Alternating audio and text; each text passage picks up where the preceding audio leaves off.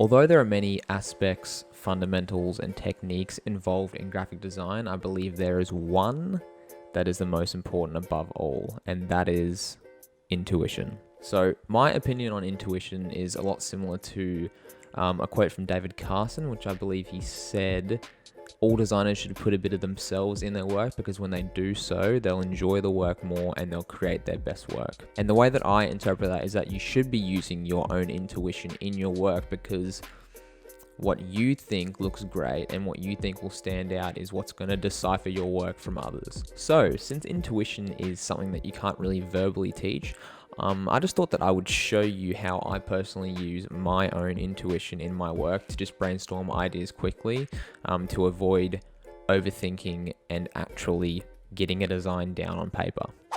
Alright, so I've heard a lot of designers and artists say there's nothing more intimidating than a blank page or a blank canvas. And I got a really simple retort for that, and that is draw on the f***ing page. What do you draw? Anything. Literally draw anything. And when I say anything, I mean use your intuition and draw anything. Now, this may seem like nothing, but this is much better than having a blank page and working with absolutely nothing. And that is an example of me using my intuition. And this is what I do sometimes when I just can't think of an idea. I'll just scribble something random on the page and then I'll just build on from that. So this may turn out being awful, but it's way better to have 50 terrible designs than one good design. The reason 50 terrible designs is better than one good design is because in those 50 terrible designs, you've just learnt more and had way more hands-on experience than that one person who just took a lot of time to make one good design.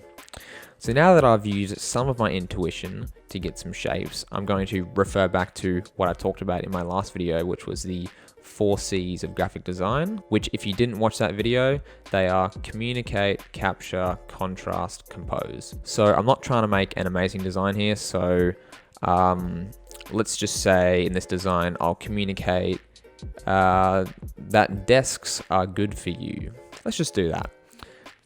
And probably based off this, it's going to be communicated in a somewhat abstract way. Just go abstract, blunt, abstract, and I'll figure out throughout the design process how I'm going to capture people's attention, contrast, and compose. So now that we have a starting point, I'm just going to take you through the process, and using my intuition, let's see if we can create a somewhat decent design.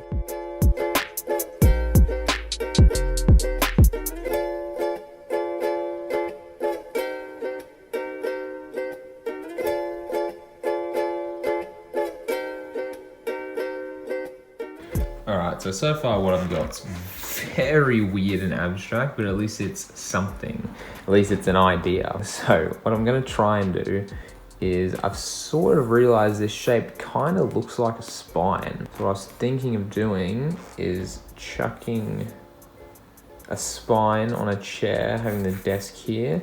And then what I also realized when I was looking up the shape of the spine, it is sort of like an S. So I thought I'd try and formulate a sentence. So the spine is replacing the S's, or the S in desks. So I'm trying to say desks.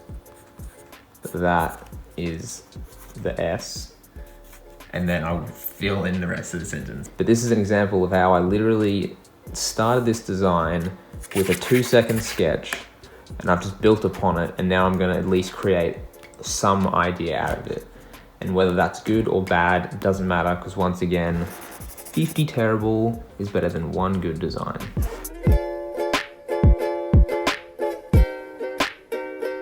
Alright, so I'm either going to have to make my own typeface for this design, because I need the S to look somewhat like a spine, and if it's too much of a traditional S, like no one's spine looks like that. I need it to look more like that.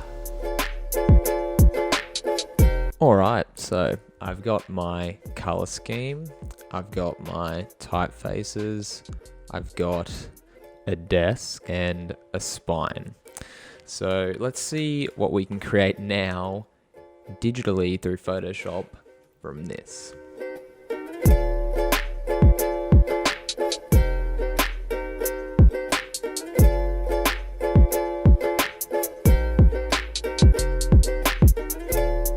Hold on, we should just get like a progress picture.